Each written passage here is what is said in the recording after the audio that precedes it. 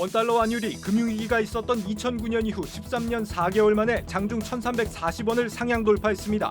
코스피가 30포인트 이상 빠져 2,460선까지 밀렸고 코스닥은 800선이 무너졌습니다. 현대차가 미국 조지아주에 짓기로 한 전기차 전용 공장이 2024년 말 완공을 목표로 연내 착공에 들어갈 것으로 보입니다. 당초 계획보다 6개월 이상 앞당긴 것으로 한국 전기차가 미국 인플레이션 감축법 지원 대상에서 제외된 데 따른 조치입니다. 차량 공유 플랫폼 기업 소카의 상장 첫날 주가가 6% 이상 하락한 26,300원에 마감했습니다. 이는 공모가 28,000원을 밑도는 것으로 시가총액도 8천억 원대에 머물렀습니다. 전국 금융노동조합이 연봉 6.1% 인상과 영업점 폐쇄 금지 등을 주장하며 다음 달 16일 총파업에 들어갑니다. 평균 연봉 1억 원이 넘는 금융노조의 파업에 대해 시민들의 반응은 싸늘합니다.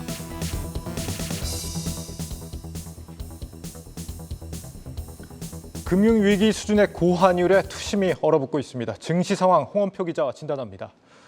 홍 기자, 오늘 우리 증시 하락세가 상당히 매서웠습니다. 그렇습니다. 오늘 국내 증시는 기관의 매도가 이어지면서 하락 마감했습니다. 예. 코스피가 1% 이상 하락하면서 이제 2,460선까지 내려왔고요. 코스닥은 2% 이상 하락하면서 800선이 무너졌습니다. 오늘 시장에는 좀 여러 악재가 겹쳤는데 원달러 환율이 이제 13년 만에 최고치를 기록을 했고 또 무역 수지의 적자 폭도 굉장히 컸습니다. 네, 특히 이 환율 상황 예사롭지가 않은데 오늘 얼마로 끝이 났습니까? 오늘 환율은 1,339.8원에 마감을 했습니다. 예. 무려 13년 만에 최고치인데요. 장중에는 1,340원을 터치하기도 했습니다. 지금 2달 사이에 굉장히 많이 올랐는데 그렇네요. 이런 좀 강달러 현상은 미국이 좀 금리를 올리고 있고 통화 긴축이 계속될 거란 전망 때문입니다. 네. 여기에 좀 중국의 위안화가 약세를 보이는 것도 영향을 줬는데 보통 원화 가치가 이제 위안화 가치에 좀 따라가는 경향이 있습니다. 오늘 이제 달러 위안의 환율을 보면 한번 보여주실까요? 네. 네, 달러 위안을 보면 오늘 6.87 위안을 찍었는데 지금 이제 중국이 코로나19가 재유행하던 5월과 거의 이제 비슷한 수치까지 위안화 가치가 내려갔는데 이런 경우에는 이제 원화 약세가 좀 계속되다 보면 이제 아무래도 국내 증시에 좀 대형주 위주로 외국인의 이탈이 좀 올 수가 있습니다. 그렇기 때문에 뭐 대표적인 주식이 이제 삼성전자나 SK 하이닉스인데 오늘 두 종목 모두 1% 이상 빠지면서 네. 이제 삼성전자는 이제 겨우 6만 원을 사수를 했고 SK 하이닉스도 이제 9만 5천 원을 겨우 이제 버텨냈는데 이제 오늘 이제 유가증권 시장과 코스닥 시장에서 시가총액 상위 종목 10개 종목이 모두 하락한 점을 보시면 아무래도 이 환율이라는 게 이제 대형주 위주로 좀 많이 투심이 약화된다 이렇게 보시면 될 것 같습니다. 그렇군요. 오늘 뭐 환율과 관련해서 미국, 유럽, 중국에서 동시다발적으로 사실 문제들이 터져 나온 게 있죠. 미국 내에서는 지금 긴축 강도가 더 강해질 수 있다는 그 불안감이 지금 고조되고 있는 상황인데, 그래서 이번 주 후반에 지금 이어지는 뭐 잭슨홀 미팅, 여기서 파월의 입에 굉장히 좀 주목을 하고 있는 것 같습니다. 파월이 좀 더 경기 침체를 무릅쓴다 이런 발언의 기조가 이어진다면은 좀 더 매파적으로 인식될 가능성이 있고, 반대로 이제 뭐 좀 더 연착륙이나 이런 쪽의 키워드에 무게를 둔다면 비둘기적으로 해석될 여지가 있겠습니다.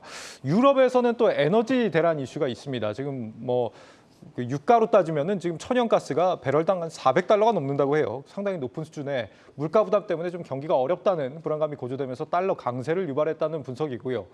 지금 중국 같은 경우는 오늘 경기 둔화 우려 때문에 금리를 내렸죠. 위안화를 푸니까 당연히 상대적으로 달러 강세 올 수밖에 없습니다. 자, 이런 상황인데 우리 내부에서도 지금 달러 강세를 더 키우는 이슈가 있습니다. 무역 적자가 이달 들어 20일까지 벌써 100억 달러를 넘었다고요. 그렇습니다. 오늘 이제 우리 증시에 충격을 준 건 환율뿐만 아니라 이 무역 적자 소식도 한몫했는데요. 오늘 오전 이제 관세청이 8월 1일부터 20일까지의 누적 수출입 현황을 발표를 했는데 예. 이 기간 무려 이제 102억 달러의 적자를 기록을 했습니다. 수출은 조금 늘었고 수입이 굉장히 많이 늘었는데 이 수입이 크게 늘어난 건 바로 이 에너지 가격과 원자재 가격이 상승했기 때문입니다.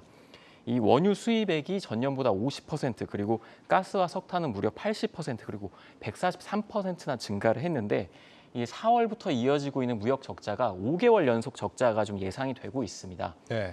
이 적자 폭도 점점 커지고 있는데 이 환율 상황도 안 좋은데 이제 우리 기업들이 이 원자재 공급 차질로 수출 환경이 좀 나빠지면 주식시장에서 외국인 자금이 빠져나가면서 지수를 더 끌어내릴 수도 있습니다. 그러니까 20일 만에 지금 100억 달러가 넘었다는 것은 사상 유례없는 일입니다. 무역 적자가 커진다는 것은 이제 달러가 유출된다는 뜻이기 때문에 이게 또다시 환율의 악재로 작용하는 악순환도 우려가 됩니다. 이런 가운데 지금 개인들 같은 경우를 보면 7개월 연속으로 외화 예금을 팔아치웠던데, 그러니까 지금 뭐 달러가 좀 고점이라고 인식하고 달러 매도에 지금 나서고 있다, 이런 걸로 풀이가 되거든요. 그럼에도 지금 오늘 같은 경우 다시 이렇게 달러가 치솟았다. 이러면 다시 달러 사들여야 되는 거 아니냐, 이런 좀 고민도 좀 될 것 같거든요. 어떻게 봅니까? 일단 뭐 전문가들은 달러를 한 뭐 1,380원 정도로 고점으로 보고 있습니다. 우리가 이제 역사상으로 뭐 1,500원 이렇게 간 적은 거의 없기 때문에 네. 지금 이제 달러도 굉장히 고점이라고 좀 인식을 하고 있고, 그래서 투자에는 조금 이제 좀 보수적으로 접근하시는 게 좋을 것 같습니다. 그렇군요. 그리고 다음으로 오늘 두 종목이 상장을 했습니다. 소카와 대성 하이텍. 희비가 좀 엇갈렸다고요? 그렇습니다. 오늘 카쉐어링 업체 소카 그리고 정밀기계 부품회사인 대성 하이텍이 이제 동시에 상장을 했는데요. 두 종목의 좀 주가부터 한번 보시겠습니다. 네. 이제 두 종목 모두 따상에는 실패를 했습니다. 뭐 확실히 IPO 시장이 굉장히 안 좋기 때문인데, 소카는 이제 시초가가 공모가랑 똑같이 시작을 했습니다. 그런데 거기에서도 6% 하락 마감을 했고, 대성 하이텍은 그래도 공모가 대비 시초가가 좀 높게 형성이 됐고, 네. 그리고 두 자릿수 이제 상승 마감했습니다. 소카가 잘 못 나온 겁니까? 대성 하이텍이 잘 나온 겁니까? 일단 뭐 그 두 개 다 이제 두 말씀 다 맞는데, 네. 아무래도 소카가 조금 시장에서 고평가를 받았다는 쪽에 좀 무게가 더 쏠리고 있습니다. 그렇군요. 대성 하이텍은 어떤 점 때문에 좀 더 그래도 상승할 여력이 있었을까요? 일단 대성 하이텍 같은 경우는 이제 대표적인 소부장 기업 중에 하나인데요. 과거 이제 문재인 정부 당시에 강소기업 이제 100개 기업을 뽑았었는데, 네. 그때 이제 포함됐던 기업이고, 그래서 향후 앞으로 좀 정부의 좀 지원이 좀 있지 않을까, 이제 그런 기대감이 있는 회사입니다. 그렇군요. 소카는 또 의무 보유를 약속한 기관 비중이 좀 적다, 이런 얘기도 있던데요. 그렇습니다. 소카는 뭐 앞서 이제 기관 투자자를 대상으로 했던 수요 예측에서도 굉장히 저조한 성적을 보였습니다. 네. 경쟁률이 이제 56대 1밖에 되지 않았는데요. 대성 하이텍 같은 경우가 1,900대 1이었던 걸 이제 감안을 하면 굉장히 좀 낮은 수치입니다. 이 표를 한번 보시면 이제 의무 보유 확약 비율인데요. 소카 경우에는 이제 기관 투자자가 전체 244만 주를 갖고 있는데, 그 중에 이제 미확약 물량이 92.35%에 달합니다. 그리고 나머지 이제 7.65%도 고작 이제 15일밖에 되지 않기 때문에 네. 이제 앞으로 이제 기관이 뭐 물량을 쏟아낼 수도 있기 때문에 굉장히 이제 주가 변동성이 심할 수 있다. 이 부분이 좀 위험 요소로 꼽히고 있습니다. 알겠습니다. 내일은 우리 증시에서 뭘 좀 주목해서 봐야 될까요? 네, 내일은 이제 한국은행이 8월 소비자 동향 조사 결과를 발표를 하는데요. 네. 이 소비자 동향 조사 안에는 그 기대 인플레이션이라는 게 이제 수치가 나옵니다. 그 앞으로 1년간의 소비자 물가 상승률 전망치를 이제 기대 인플레이션으로 보고 있는데, 7월 조사 때는 역대 최고 수치인 4.7%가 나왔습니다. 그런데 8월에는 과연 몇 퍼센트가 나올지 좀 주목을 해 보셔야 될 것 같은 게, 25일에 우리가 이제 금통위가 열릴 예정인데, 지금까지는 이제 금통위에서 25bp 인상이 좀 유력시 되고 있는데, 네. 만약에 이 기대 인플레이션이 굉장히 높게 나온다면 또 그 25bp 인상이 아니라 빅스텝을 밟을 수도 있다, 이런 분석도 나오고 있습니다. 네, 여기까지 듣죠. 증시 프리즘 홍원표 기자였습니다.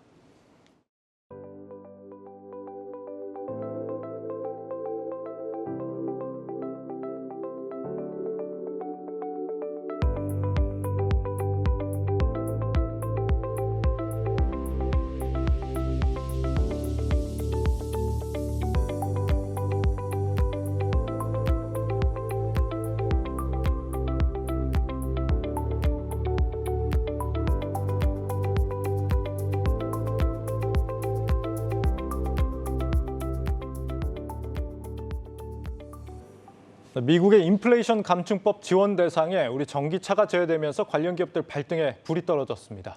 현대차는 미국 공장 착공을 앞당기는 방안을 검토하고 나섰습니다. 산업부 신재근 기자와 알아봅니다. 신 기자, 그 인플레 감축법이 이미 지난 16일 시행에 들어갔습니다. 현대차 피해 규모 산정 가능할까요?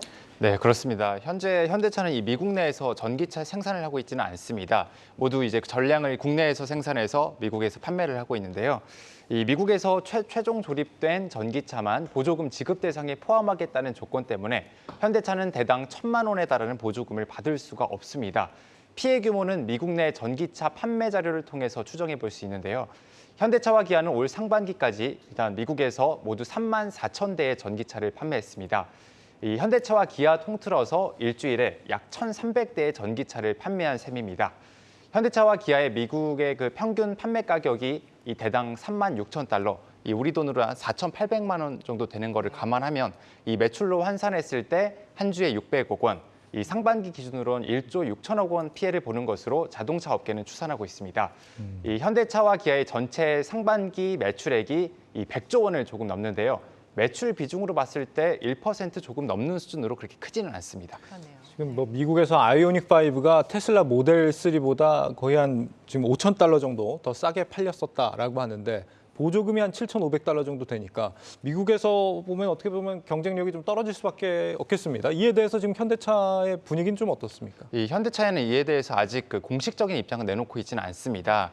이 현대차 관계자는 이 한미나 미중 관계에서 벌어지는 일들이기 때문에 이 따로 이제 입장은 없다고 이제 밝혔는데요. 알기가 좀 어려운 상황인 거군요. 네, 국가 간의 이런 네. 문제이기 때문에 그렇습니다. 하지만 내부적으로는 이 미국 조지아주 공장에 전기차 전용 공장을 예정보다 일찍 착공하는 방안을 검토하고 있는 것으로 알려졌습니다. 원래 내년엔 착공이 목표였는데 이것을 이제 올해로 앞당긴 건데요. 이 최대한 미국의 공장을 빨리 짓는 게 법안 시행으로 인한 피해를 줄일 수 있다고 판단한 것으로 풀이됩니다. 전기차 전용 공장 설립에는 이제 보통 2년 정도 걸리는 것을 고려하면 공장 완공 시점은 2024년 하반기로 예상됩니다. 기존 미국 엘라베마 공장과 조지아 공장에 있는 내연기관 차량 생산 설비를 이 전기차 설비로 전환하는 방안도 거론됩니다. 이 생산 설비가 바뀌는데 이제 보통 2달 정도 걸린다고 하거든요. 이 현재로선 가장 빠르고 현실적인 대응 방안으로 꼽힙니다.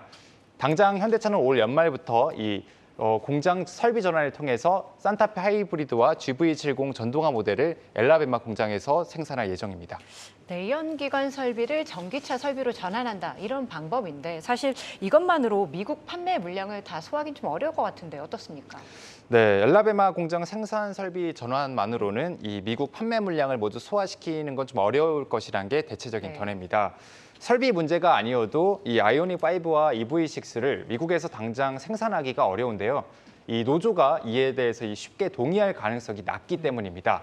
이 전기차 주력 모델인 아이오닉 5와 EV6는 아직 국내에서만 생산을 하고 있는데요. 현대차 그룹은 단체 협약에 따라서 해외 생산 물량을 늘리려면 국내 노조의 동의를 얻어야 합니다.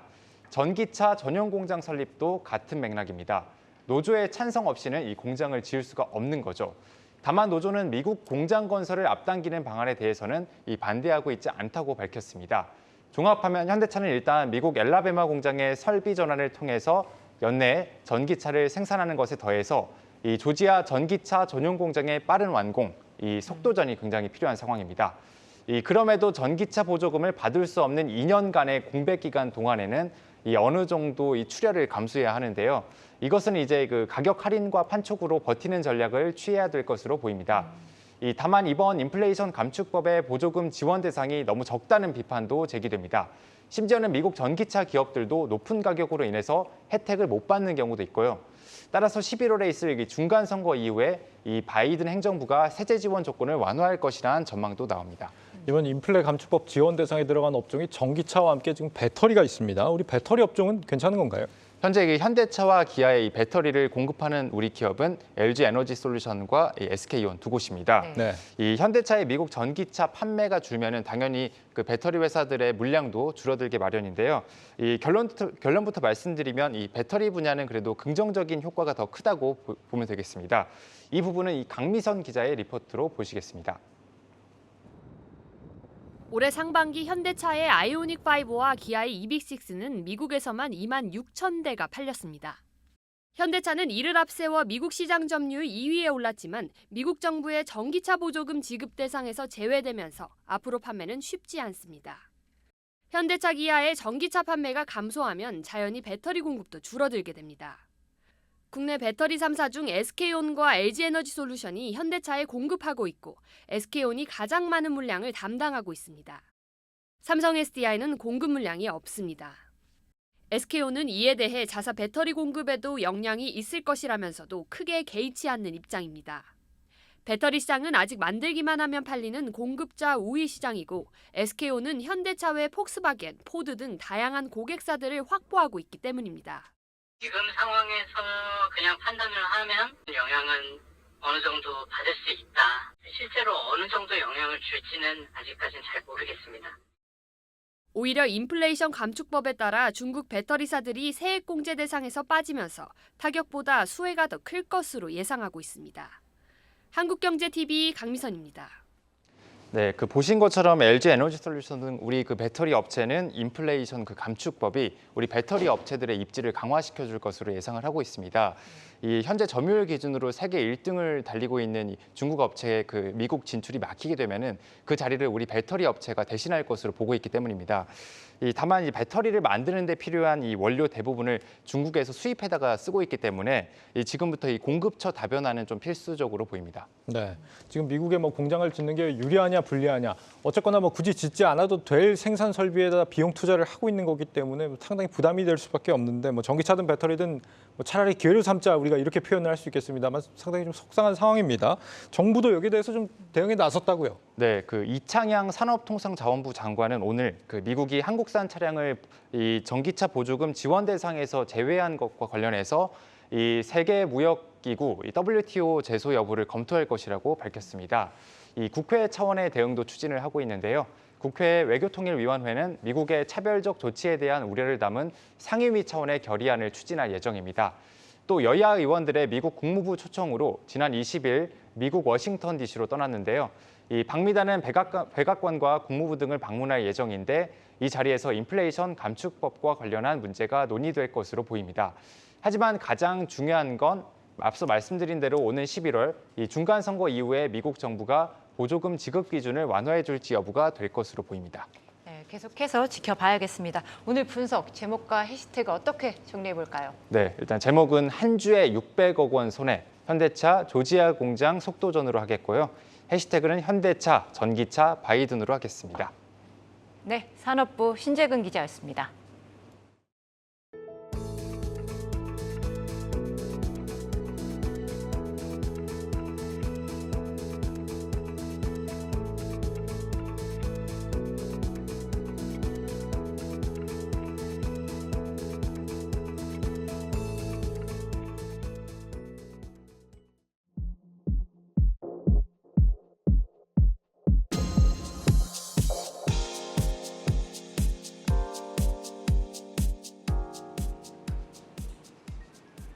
최근 강달러와 고금리에 금값의 위상이 흔들리고 있지만 안전자산으로서 금투자에 대한 관심도 높아지고 있는데요. 오늘 한국거래소는 금연물 지수의 2배 수익률을 추종하는 KRX 금연물 레버리지 지수를 발표했습니다. 금값 상승에 더해 환율 효과까지 노릴 수 있다고 하는데 박혜린 기자가 취재했습니다. 13년여 만에 최고치를 찍은 환율에 반해 온스당 1,800달러 아래로 떨어진 금값. 통상 금 가격은 달러와 금리의 반대로 움직이는 만큼 맥을 못 추고 있는 겁니다. 증권가에선 연말로 갈수록 금값이 상승할 가능성이 크다며 차츰 비중을 확대하는 전략이 유효하다고 조언합니다. 금이 달러로 거래되니까 원래 대부분의 원자재는 반비례를 하고요. 지금 당장은 하방 압력이 좀 있지만 그때 이렇게 떨어질 때 조금씩 매수하는 전략 자체는 유효하다라고 보고 있긴 하거든요. 실제로 귀금속 시장의 큰 손 중 하나인 중국은 최근 다시 대규모로 금을 사들이기 시작했습니다. 스위스 연방관세청에 따르면 지난달 중국이 스위스로부터 수입한 금은 80톤 이상으로 2016년 이후 최대 규모입니다. 이 가운데 오늘 한국거래소는 KRX 금 현물 지수의 수익률을 2배로 추종하는 레버리지 지수를 발표했습니다. 향후 국내 금 현물 가격을 2배로 추종하는 ETF가 출시될 수 있게 된 겁니다. KRX 금시장 가격을 추종하는 금현물 지수, 이 수익률을 극대화하고자 하는 시장 수요가 있어서 지수를 개발하게 되었습니다. ETF나 ETN과 같은 금융투자 상품이 개발이 돼서 상장돼서 거래됐으면 하는 기대를 하고 있고요. 향후에도 다양한 투자 수요를 반영한 지수를 적시에 개발할 수 있도록 지속 노력할 계획입니다. 전문가들은 국내 금 현물 가격을 추종할 경우 금값이 내리더라도 고환율 시점에는 환율 효과가 더해져 더 유리할 수 있다고 분석합니다. 금 가격이 일부 하방 압력을 받더라도 원화가 더 약세에 가는 국면이면 오히려 국내 금 가격은 더 오를 수는 있죠. 가격도 적절하게 좀 싸지는 국면이고 이제 장기적으로 봤을 때 어떻게 보면 통화 정책의 정상화 국면들도 거의 마무리되는 국면에서 장기적인 관점에서는 바닥으로 이제 근접하고 있지 않나. 한국거래소에 따르면 국제 금 가격은 지난 1년간 하락한 한편 KRX 금 현물 지수의 수익률은 11%대를 기록했습니다. 원달러 환율이 13% 넘게 뛴 효과가 반영된 겁니다. 아울러 레버리지가 아닌 일반 금 현물 ETF는 선물과 달리 퇴직연금 계좌에서도 투자할 수 있고 배당소득세나 양도소득세가 면제돼 매력적인 절세 상품이란 평가가 나옵니다. 한국경제TV 박혜린입니다. 우크라이나 침공 이후 각종 서방 제재가 가해지고 있는 러시아 시장에 무슨 호재라도 생긴 걸까요? 급락했던 러시아 펀드 수익률이 최근 한 달 새 30% 넘게 급반등했습니다. 하지만 당장 투자자들에게 이익으로 돌아오지는 못할 것으로 보입니다. 러시아가 한국, 미국 등 이른바 비우호국 외국인의 자국 내 증시 거래를 막으면서 환매가 불가능하기 때문인데요. 투자자들의 속은 타들어가고 있습니다. 박찬희 기자의 보도입니다. 국내에서 판매 중인 러시아 펀드의 최근 한 달 새 수익률은 10%. 이 가운데 키움 투자자산운용과 미래에셋 자산운용의 러시아 펀드 수익률은 30%가 넘습니다. 러시아 펀드가 급반등한 것은 보유하고 있던 러시아 기업 예탁 증서가 본주 전환으로 인해 가격이 재평가됐기 때문입니다. 국내 러시아 펀드는 러시아 증시와 유럽에 상장된 러시아 기업 예탁 증서에 주로 투자합니다. 그러나 우크라이나 사태로 러시아 기업 예탁 증서 가격이 일주일간 90% 넘게 폭락하고 거래가 정지되자 펀드 수익률은 곤두박질 쳤습니다. 반면 전쟁 발발 이틀 만에 거래가 정지된 러시아 본토 주식은 30% 하락하는 데 그쳤습니다. 보통 같은 가격에서 거래되는 예탁 증서와 본주 가격 사이에 괴리가 생긴 겁니다. 이런 가운데 지난달 영국이 자국 내에 상장된 러시아 기업 예탁 증서에 대해 상장 폐지 및 본주 전환 조치를 내리면서 상황은 반전됩니다. 국내 러시아 펀드가 보유하고 있던 예탁 증서의 가치가 본주 수준으로 오르면서 러시아 펀드 수익률을 끌어올렸습니다. 그러나 자산운용업계는 우크라이나 사태가 해소되더라도 한동안 펀드 환매가 불가능하다는 입장입니다. 전쟁이 끝나고 나서도 서방 제재가 좀 완화가 되는 시점에 아마 같이 풀 것 같고요. 시기를 정확하게 예측하기 조금 어려울 것 같습니다. 위기에 투자라는 말에 뛰어들었다가 러시아 펀드에만 2천억 원 넘게 투자한 일부 국내 투자자들은 수익률 반등에도 발만 동동 구르고 있는 실정입니다. 한국경제TV 박찬유입니다. 네, 하이트 진로와 이 화물노조 갈등이 폭발 직전입니다. 그런데 이번에도 지난 대우조선 하청 파업 때와 마찬가지로 이 정부 중재 없이 파국으로 치달을 조짐입니다. 박승환 기자 나와 있습니다. 박 기자, 이 사측이 파업에 참가한 기사들을 화물 기사들을 일종의 계약 해지 같은 걸 하면서 갈등이 지금 더 심해지고 있다면서요? 맞습니다. 오늘도 관련된 문제로 협상이 벌렸지만 빈손으로 끝난 것으로 확인이 됩니다. 예. 하이트진로 관계자에 따르면 수양물류와 화물노조는 사태 해결을 위한 교섭을 오늘 14시부터 1시간 반 동안 벌였는데요. 파업에 참여한 조합원의 복직 문제나 손해배상 소송을 두고 접점을 찾지 못한 것으로 전해집니다. 하이트진로 화물기사들의 파업이 길어지고 있습니다. 지난 5월 경기 이천과 충북 청주 공장에서 부분 파업을 시작한 때부터 따지면 100일을 넘겼는데요. 석 달이 넘도록 해결 기미가 없자 노조는 지난 16일부터 본사 옥송을 점거하기에 이르렀습니다. 네, 지난 대우조선 파업 때와 마찬가지로 좀 인명 피해 이런 것도 좀 걱정이 되는 상황인데 정부는 어떤 입장입니까? 예, 일단 주무부처인 고용노동부는 중재에 나설 수 없다는 입장입니다. 근거는 두 가지인데요. 네. 화물기사들이 회사와 근로계약을 맺는 노동자가 아닌 자영업자라는 게 한 가지입니다. 자신들이 개입할 법적 근거가 없다는 거죠.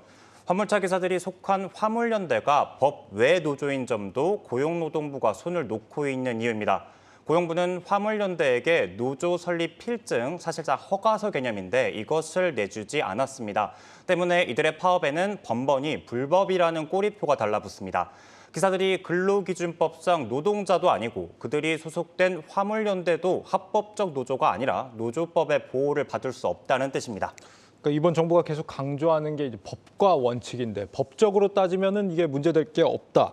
진짜 그렇게 바라볼 사안인지 한번 따져보겠습니다. 우선 이번 노사 갈등의 이유가 뭡니까?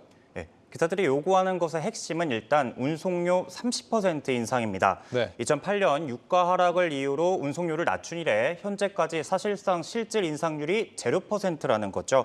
지난해 하이트진로 매출이 2조 원이 넘는데 화물 운송비로 쓴 비용이 900억 원밖에 안 된다. 채 5%에 불과하다는 주장입니다. 이에 하이트진로는 기름값을 뺀 이송 단가를 기준으로 따져보면 지난 10년간 26.3%를 올려줬다고 반박합니다. 유류비 역시 유가 변동에 맞춰서 분기마다 반영한다는 설명이고요. 올해만 놓고 봐도 이송 단가가 지난해보다 5% 인상됐다며 노조의 주장이 사실과 다르다고 말하고 있습니다. 네. 해고자 복직과 법적 분쟁도 새로운 뇌관으로 떠올랐는데요. 앞서 수양물류는 파업에 참여한 조합원에게 계약 해지를 통보한 바 있습니다. 사실상 해고나 다름없는 사항이죠. 하이트진로는 업무방해 등 혐의로 노조원들을 28억 상당의 손해배상도 청구했습니다. 한쪽은 한 푼도 안 올려줬다고 하고 다른 쪽은 올해만 20%대로 올려줬다 이렇게 얘기를 하고 있고 어느 쪽이 맞는지는 분명하지가 않다고요. 맞습니다. 왜냐하면 양측 모두 구체적인 근거는 제시하지 않고 있기 때문입니다. 영업상의 비밀을 이유로 들고 있는데요. 네. 다만 유류비를 운송비에 포함시켜 볼지 어떻게 계산할지를 두고 이견이 보입니다. 하이트진로는 2008년부터 유가연동제를 적용해서 운송료를 매겼는데 이듬해 작년에 치솟았던 국제유가가 안정되면서 전체 운임이 따라서 떨어졌습니다. 네. 노조가 2009년에 8.8% 운임 삭감이 있었고 이것이 계속 이어져 왔다고 말하는 배경이죠. 이에 사측은 유류비를 제외한 부분에서 30%가량 올랐다고 맞서고 있습니다. 그렇군요. 지금 올해 들어서 노사 간에 이렇게 점거를 한다든지 좀 강대강으로 맞붙는 경우가 유독 좀 많아진 것 같아요. 어째서일까요? 맞습니다. 다양한 원인과 해법이 나오고 있는 건 사실입니다만 우선 불법에 대한 엄정한 법 집행이 필요하다는 지적이 가장 큽니다. 노사 불법 시위가 일상화되면서 산업 현장이 업무 마비를 겪는 수가 숱하게 나오는데도 네. 공권력이 손을 놓고 있다는 거죠. 경찰은 점거 농성을 벌이면 업무 방해나 공동 건조물 침입 등을 적용해 엄정 처리한다는 방침이지만 이는 사실상 사후 약방문입니다. 정부 움직임 없이 경찰이 먼저 나서기 어려운 상황에서 윤 대통령은 원칙론을 강조했습니다.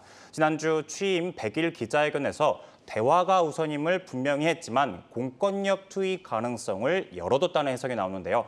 불법 행위로 자신들이 원하는 바를 얻어내는 일이 반복되는 걸 막기 위한 걸로 풀이됩니다. 관행적인 불법 시기를 부추기는 나은 노동조합법도 고쳐야 한다는 목소리가 많습니다. 우리 노조법을 보면요. 생산 등 주요 시설 점거만 금지하고 있습니다. 다시 말해 노조의 사업장 점거를 허용하고 있다고도 볼 수 있는 거죠. 네. 전문가들은 노조의 쟁의행위를 직장 밖에서 하도록 해야 사업자의 영업권과 파업에 불참한 근로자의 일할 권리를 보장할 수 있다고 지적합니다. 무엇보다도 어림잡아 200만 명 안팎으로 예상되는 특고 노동자에 대한 법적 재정의도 절실한 상황입니다.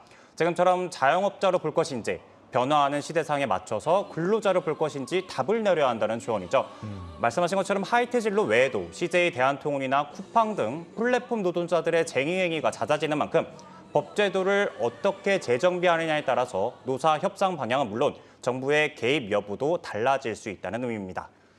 최근에 계속 이어지는 상황을 보면은 직접 고용한 직원이 아니라 화물 기사들 아닙니까? 법적으로 이제 명확하게 성격이 규정되지 않다 보니까 결국 불법으로까지 번지는 상황인데 법과 원칙 따지다가 사업장들 다 피해보고 난 후에 공권력 투입한 게 과연 이 정부의 역할인지 좀 진지하게 성찰이 필요하겠습니다. 박승환 기자였습니다. 자, 요즘 이렇게 노사 갈등으로 홍역을 치르는 곳 또 있습니다. 바로 이어지는 영상으로 알아보겠습니다.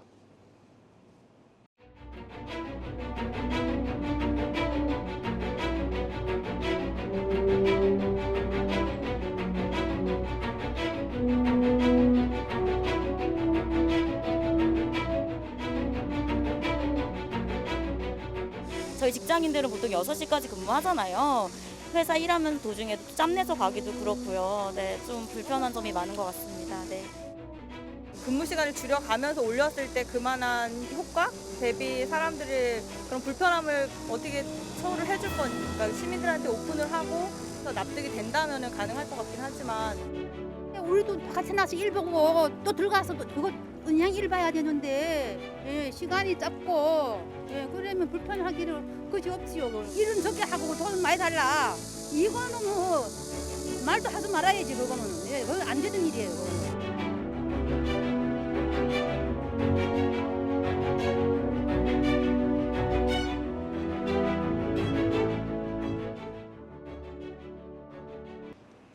전국 금융산업 노동조합이 다음 달 16일 총파업을 예고했습니다. 임금 인상과 근무 시간 단축 등을 요구했지만 사측과 합의점을 전혀 찾지 못했기 때문인데요. 경제부 김보미 기자 나와 있습니다. 김 기자, 그 총파업과 관련해서 금융노조 위원장이 오늘 공식 입장을 밝혔죠. 네, 그렇습니다. 우선 금융노조가 요구하는 안은 총 34개입니다. 그중에서 크게 세 가지를 좀 살펴보면요. 임금 6.1% 인상, 주 4.5일제 근무, 그리고 영업점 폐쇄 금지 등입니다. 사측은 현재 임금 1.4% 인상, 그리고 나머지는 수용할 수 없다는 입장인데요. 금융노조는 은행이 매년 사상 최대 이익을 경신하고 있지만 이 지난 3년간 임금 평균 인상률은 2%대에 머무르고 있다고 밝혔습니다. 이와 관련해서 금융노조 위원장 발언 직접 확인해 보시겠습니다. 올해 5, 6%가 넘는 물가 상승률에도 불구하고 1%대 임금 인상률을 고집해서 노동자들의 실질 임금을 삭감하겠다는 금융 사용자에 대한 분노, 조합원들의 불만의 표시라고 생각을 합니다.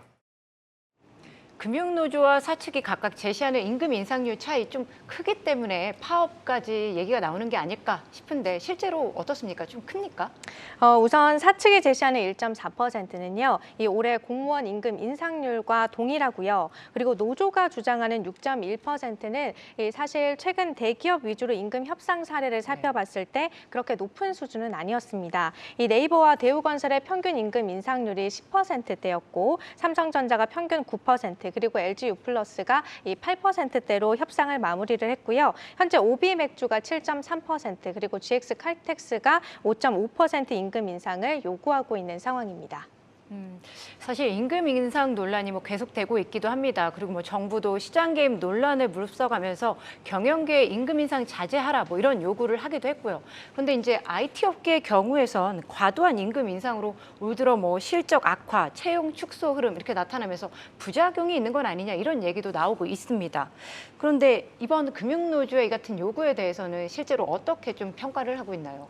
일단 여력으로 보면요. 현재 은행권의 자본 건전성 자체는 이 지난해 말부터 지표가 조금씩 떨어지고 있기는 한데 크게 우려할 만한 수준은 아닌 것으로 나옵니다. 네. 다만 이 금리 인상으로 인한 취약계층의 어떤 부실 대출 우려 확대, 그리고 다음 달 코로나 금융 지원 만료에 따른 위험 가중 자산 증가 이런 좀 우려 요인들이 남아 있는 상황이어서 은행권으로서는 좀 충당금을 대거 적립해야 하는 상황이거든요. 이러한 상황 속에서 임금 6% 인상안은 이 다소 은행권의 부담으로 작용할 수 있다는 전망이 나옵니다. 사실 이 임금 인상으로 인한 인건비 증가 자체분만 보면 이 수익성에 큰 타격을 줄 정도는 아닌데 현재 은행권이 처해 있는 어떤 상황 자체가 굉장히 녹록지 않아서 이 부담으로 작용할 수 있다라는 겁니다. 참고로 지난해 국내 은행권의 총 인건비가 17조 3천억 원 정도였는데 여기에서 임금을 6.1% 인상했을 때 인건비 증가분은 6천억에서 한 8천억 원 내외로 예상이 되고 있습니다. 그렇군요. 그런데 금융노조가 비단 임금 인상만 요구하고 있는 건 아니잖아요. 네. 뭐 특히 영업점 폐쇄 금지, 그리고 주 4.5일제 근무 이런 것들도 요구를 좀 하고 있는데 논란이 되고 있죠. 네, 맞습니다. 이 노조는 소비자 편익을 위해서 영업점 폐쇄를 막아야 한다라고 주장을 하고 있는데 이 동시에 근무 시간을 줄이겠다라는 거는 또 반대로 소비자 불편을 야기할 수 있는 부분이어서 논란이 되고 있습니다. 이에 대해서 이 금융노조는 좀 오해가 있다라면서 모든 조합원이 임금 삭감 없이 주 4.5일제를 시행하겠다라는 뜻은 아니었다라고 설명을 했습니다. 근무 형태와 시간을 다양화하고 또 유연화하는 데 취지가 있다라고 밝힌 건데요. 최근 세브란스 병원 간호사들이 이 주 4일제를 시범 실시하는 이 사례를 참고해 볼 수 있겠습니다. 세브란스 병원은 병동당 5명 내외 희망자에 한해서 이 주 4일제를 시행하는 대신에 임금은 10%가량 삭감하는 방식으로 적용할 계획인 것으로 알려졌습니다. 네, 노조의 주장에도 불구하고 앞서 뭐 영상에서도 봤듯이 좀 여론이 좋지는 않은 것 같습니다. 네. 그렇습니다. 아무래도 이 타 업권과 다르게 은행권은 운용 자금의 원천이 이 고객의 예금이잖아요. 그쵸. 이러한 점 때문에 또 공공성을 띠고 있다 보니까 이 같은 임금 인상 요구라고 하더라도 좀 여론은 또 다소 싸늘하게 나타나고 있는 상황인데요. 앞서 이 시민 인터뷰에서도 좀 살펴보셨지만 이 금융 소비자들을 볼모로 잡은 총파업이다. 또 금리와 물가가 치솟고 있어서 모두가 고통스러운데 이 비교적으로 근무 여건이 나은 은행원들이 임금을 올려달라고 요구하는 것은 시의적절하지 않다라는 하겠다라는 반응들이 나오고 있어서요. 이 총파업이 강행될 경우에는 자칫 사회적 지탄의 대상이 될 수 있다는 우려의 목소리가 나오고 있는 상황입니다.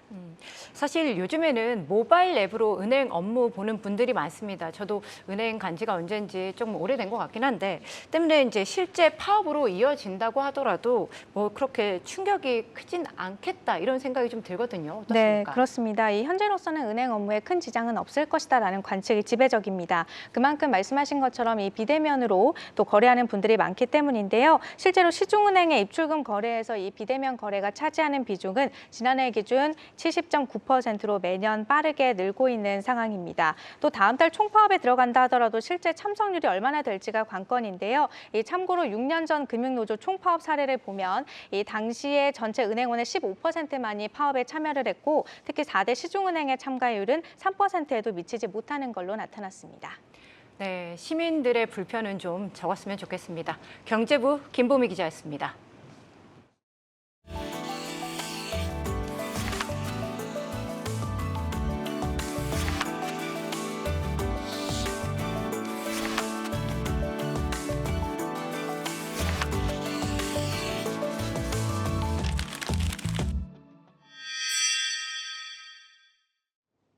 올여름 폭우로 큰 피해를 본 약국들을 구제하기 위해 국내 일부 제약사들이 팔을 걷어붙이고 나섰습니다. 손실을 감수하고 침수 의약품에 대해 무상 반품을 받기로 한 건데 중외와 대웅, 동국제약 등이 주인공입니다. 박승원 기자의 단독 보도입니다. 최근 집중호우로 침수 피해를 본 강남구의 한 약국입니다. 약국의 간판과 진열대, 컴퓨터 등 시설 피해가 적지 않았습니다. 이런 약국이 강남과 서초구에만 40곳이 넘었습니다. 시설 피해도 문제지만 더 큰 문제는 바로 물에 젖은 의약품. 일반적으로 침수된 의약품은 사용할 수 없으며 폐기가 원칙입니다. 약국의 입장에선 손실을 볼 수밖에 없습니다. 상황이 이렇자 약국을 대변하는 대한약사회는 지자체와 제약바이오협회에 협조 공문을 보냈습니다.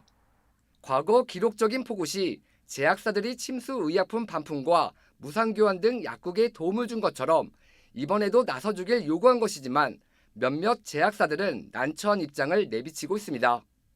자신들의 손실은 차치하더라도 자연재해의 경우 지역별 피해가 다른 데다 어느 선까지 보상해야 하는지 애매하다는 이유에서입니다.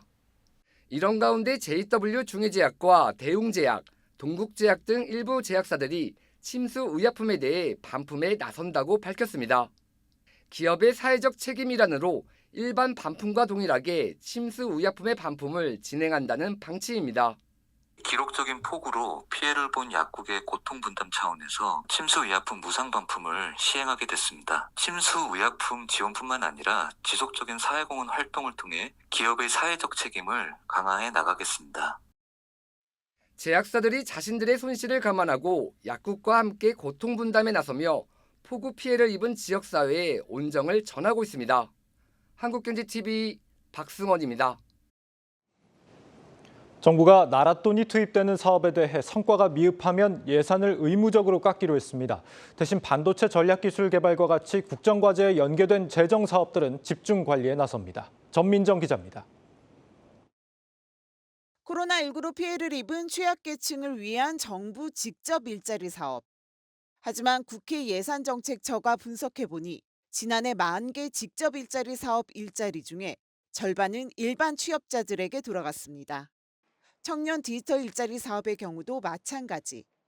중소중견기업 IT 직군의 청년들이 오랫동안 일하게 하려는 취지로 기업의 인건비를 지원했지만 이 사업으로 일자리를 얻은 청년의 70%가 자진 퇴사했습니다. 10명 중 7명이 묻지마 취업을 한 겁니다. 이처럼 나랏돈이 투입된 정부 재정 사업 중 원래 취지나 목표에 맞지 않는 결과가 나오거나 제대로 성과를 못 낸 사업은 내년부터 예산이 의무적으로 깎이게 됩니다. 정부가 갈수록 늘어나는 나라 살림 적자에 건전 재정으로 재정기조 전환을 선포한 만큼 재정 사업에도 엄격한 성과 관리의 칼날을 들이댄 겁니다. 기획재정부의 자율평가, 고용노동부의 일자리 사업 평가, 중소벤처기업부의 중소기업 지원 사업 평가 등 대부분의 재정 사업 평가가 그 대상인데 예산을 삭감해도 성과를 못 낸 사업은 재설계되거나 심하면 폐지 수순을 밟게 됩니다. 수요가 많을 걸로 기대를 했는데 모집을 받아보니까 수요가 없다든지 수요 추정이 잘못된 거잖아요. 그러면은 이제 실제 정책 목표하고 이 사업 구조가 이렇게 일치될 수 있고 이게 사업 집행하는 구조를 바꾸는 거죠. 그럼에도 불구하고 또 집행이 하나도 안 됐어요. 접고 다른 방식으로 이제 정부는 대신 앞으로 5년간 국민 체감도가 높고 국정과제에 연계된 재정 사업을 10개 정도 선정해 집중 관리하기로 했습니다. 대표적인 핵심 재정 사업으로는 반도체 인력 양성 사업이 거론됩니다. 현재 3% 수준인 국내 기업 시스템 반도체 세계 시장 점유율을 2030년까지 10%까지 올리는 것이 목표인데 이런 목표를 달성하기 위해 사업의 예산 편성부터 집행 과정 또 평가까지 꼼꼼하게 관리하겠다는 겁니다. 13년 만에 내년 예산을 올해보다 줄이겠다며 강도 높은 지출 구조 조정을 예고한 정부. 당장 내년 예산안부터 묻지마 지원 논란이 일었던 지역화폐, 코로나 지원금 사업의 예상 삭감을 시작으로 재정 사업의 군살 빼기는 가속화될 것으로 보입니다. 한국경제TV 전민정입니다.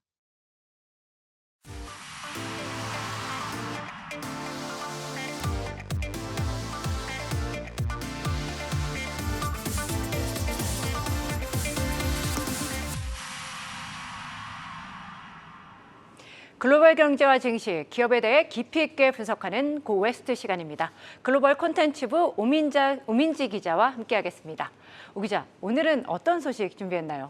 네, 경기 침체 우려감이 계속해서 커지고 있는 상황에서 글로벌 소비 시장의 양극화 양상이 나타나고 있다고 합니다. 이 중간층 소비는 줄고 반대로 가성비 소비 그리고 프리미엄 소비가 동시에 늘어나는 이 소비 양극화 양상이 나타나고 있는 건데요. 이 전문가들은 경기 침체 우려감 속에 이런 소비 패턴을 참고해서 투자 전략을 세우는 것이 중요하다 이렇게 이야기하고 있습니다. 이 미국 증시에도 나타나고 있는 양극화 소비, 그중에서도 이 프리미엄 소비는 왜 나타나고 있는지, 그래서 결국 이 프리미엄 매출 호재로 웃고 있는 기업은 어딘지 오늘 함께 짚어보겠습니다. 사실 국내에서도 경기 침체로 지갑은 닫고 있는데 또 명품 소비는 의외로 또 늘어나고 있거든요. 어떻게 보면 이런 양상들이 전 세계적으로 동시에 나타나고 있는 것 같은데 이렇게 프리미엄, 럭셔리 소비 계속 늘어나는 이유가 뭔가요? 네, 다양한 원인이 있겠지만요. 한 가지 원인으로 꼽히는 것은 이 베블린 효과가 강하게 나타나고 있다는 겁니다. 이 베블린 효과는 사치제의 가격이 오르면 수요도 함께 증가하는 이 소비 양상을 말하는 건데요. 일반적으로 가격이 내리면 소비가 늘어나지 않습니까? 하지만 이 프리미엄 소비에서는 가격이 인상되면 수요 증가로 이어지는 현상이 나타나기도 하는데 그 현상을 말하는 겁니다. 실제로 프랑스 명품 패션 그룹들의 매출도 크게 늘었습니다. 이 루이비통, 모에 헤네시의 올해 상반기 매출은요, 전년 동기 대비 28%나 늘어났다고 합니다. 또 구찌와 입생로랭이 속해 있는 케어링 그룹도 상반기에 전년 동기 대비 23% 늘어난 매출을 기록했다고 합니다. 이처럼 프리미엄 소비가 늘어나는 중에 이 한박 웃음을 짓는 미국 기업이 한 곳 더 있다고 하는데요. 이 커피 시장의 프리미엄 하면 어디가 떠오르시나요? 스타벅스겠죠? 네, 당연히. 역시 네. 스타벅스가 1인자라고 할 수 있을 것 같습니다. 이 올해 초에 경기 침체 우려감 때문에 하락했던 스타벅스의 주가입니다. 하지만 이 스타벅스의 주가가 최근 3개월의 그래프를 보시면 다시 회복하는 모습을 보여주고 있다고 합니다. 이 지난 3개월 스타벅스 주가 상승률 18.44%를 기록했다고 하는데요. 스타벅스의 2분기 실적이 양호한 성적표를 기록하면서 주가 상승을 도왔다고 합니다. 스타벅스의 2분기 매출은 81억 5천만 달러로 이 전년 동기보다 8.7% 증가했고요. 시장의 예상치보다도 웃돌았다고 합니다. 또 스타벅스의 주당 순이익도요, 84센트로 시장의 추정치인 75센트보다 상회했다고 합니다. 사실 이렇게 실적이 뒷받침됐기 때문에 아무래도 주가가 오른 거라고 볼 수 있을 것 같은데요. 이렇게 실적이 좋았던 이유, 어떤 원인들이 있었나요? 네, 특히나 북미 매출이 전년 동기보다 9% 증가하면서 실적을 견인했다고 합니다. 또 인플레이션으로 인해서 제품 가격을 인상하면서 매출 증가분으로 반영된 점도 영향을 미쳤는데요. 이 밖에도 스타벅스 측은 팬데믹이 완화되면서 출근하는 직장인 등으로 커피 수요가 늘었다 이렇게 설명했습니다. 스타벅스의 CEO죠. 이 하워드 슐츠도 프리미엄 소비가 늘면서 스타벅스가 수혜를 봤다고 설명했는데요. 하워드 슐츠는 스타벅스는 스타벅스는 가격 결정력이 높고 또 소비자의 충성도가 있기 때문에 인플레이션 타격이 없었다. 이렇게 자신 있게 설명했습니다. 그러면서 고물가로 부담감이 커진 소비자들이 맥도날드 또 치폴레 등 다른 프랜차이즈 지출은 줄인 것과는 좀 반대되는 모습이었다. 이렇게 덧붙였습니다. 글로벌 컨설팅 기업인 KPMG의 영국 리테일 대표도요. 일부 소비자들은 경제 전망이 불안해하면서도 스타벅스 등 이 프리미엄 상품 소비를 통해서 자신의 격을 확인하려고 한다. 이렇게 분석하기도 했습니다. 어떻게 보면 지갑은 닫았지만 이 미국 소비자들도 스타벅스만은 포기할 수 없었다. 이렇게 해석이 좀 되는 것 같은데 아무래도 이제 높은 고객 충성도 때문이겠죠. 그렇다 보니까 스타벅스는 가격 결정력이 있다. 이렇게 분석을 해볼 수 있을 것 같은데 그러면 아무래도 이제 스타벅스는 수혜주로 좀 꼽히겠습니다. 네, 가장 또 중요한 원자재인 원두 가격이 오를 수 있다는 점에서도 이 수혜주로 또 다시 주목해 볼 만한 부분입니다. 이 자연인 스타벅스의 가격 인상도 기대해 볼 수 있는 부분인데요. 지난해에는 이 가뭄과 서리 때문에 이 커피 수출국인 브라질에서 수확량이 크지 않을 수 있다. 이런 분석이 나오고 있습니다. 월스트리트 저널에 따르면 브라질 커피 생산 감소가 시장에 선반영돼 있긴 하지만 올해 작황이 기존 예상치보다 더 적으면 가격이 더 많이 오를 수 있다. 이렇게 지적했습니다. 또 다른 커피 수출 대국인 콜롬비아도 마찬가지로요. 커피 작황이 좋지 않다고 합니다. 이 전문가들은 스타벅스의 원자재인 아라비카 품종 원두 가격이 올해 브라질 커피 수확량 예측이 마무리될 즈음에 한 차례 상승할 것이다. 이렇게 내다보고 있습니다.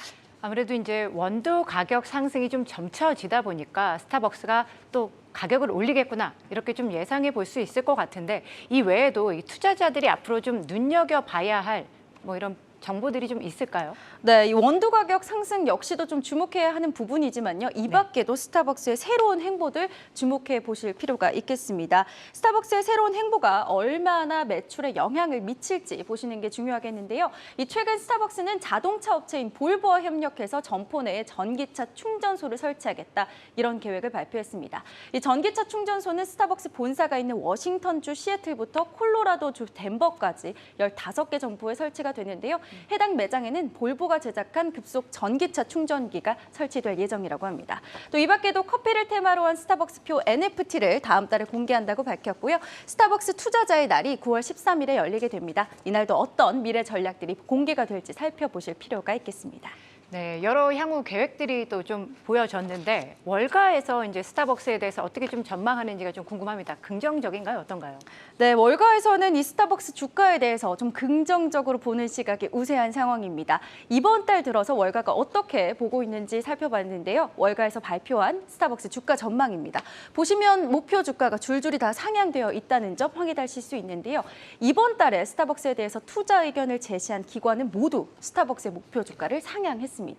가장 최근에 발표한 코앤앤코는 94달러에서 104달러로 제시를 했고요. 도이치방크는 91달러에서 93달러, UBS도 82달러에서 87달러로 상향을 했습니다. 이 코앤앤코가 제시한 104달러의 경우는 현재 주가 대비해서 20% 정도 높은 건데요. 이 밖에도 뭐 다양하게 바클레이즈, 시티, 웨드부시 등도 모두 이 목표 주가를 줄줄이 상향 조정했습니다.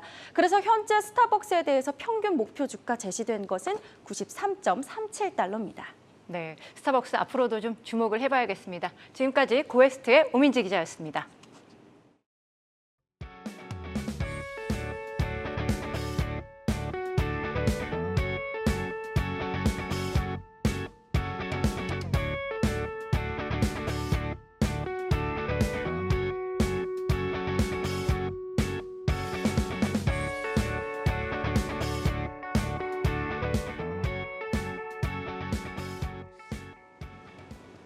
네, 내일자 한국경제신문 미리 살펴봅니다. 첫 번째 기사.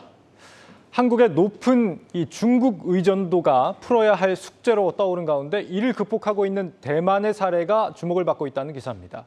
대만은 2016년부터 중국 의존도를 낮추는 정책을 꾸준히 추진해 왔는데 중국에 진출한 자국 기업이 본국에 돌아오면서 해마다 0.7%포인트의 GDP가 추가로 상승하는 효과를 거두고 있다고 합니다.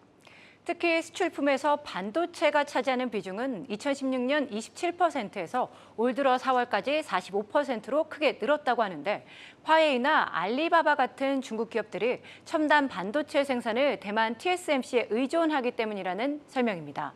TSMC는 전략적으로 신규 투자를 대만 내부에 집중시켰고 TSMC 공장이 파괴되면 중국 첨단 산업도 막대한 타격을 입기 때문에 중국이 침공을 자제할 수밖에 없다는 설명입니다.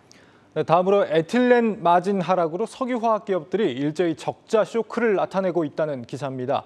이 석유화학의 쌀로도 불리는 에틸렌은 나프타의 열 분해 과정을 통해 얻어지는데 에틸렌과 나프타의 톤당 가격 격차가 101달러 수준까지 좁아졌다고 합니다. 이 가격 격차가 300달러는 넘어야 수익이 난다는 분석입니다. 에틸렌 가격이 이렇게 떨어진 건 중국의 경기 불황이 원인이라고 합니다. 유가 상승으로 나프타 가격은 올랐지만 에틸렌 제품 가격에는 반영이 어려워지면서 수익성 하락으로 이어졌다는 겁니다.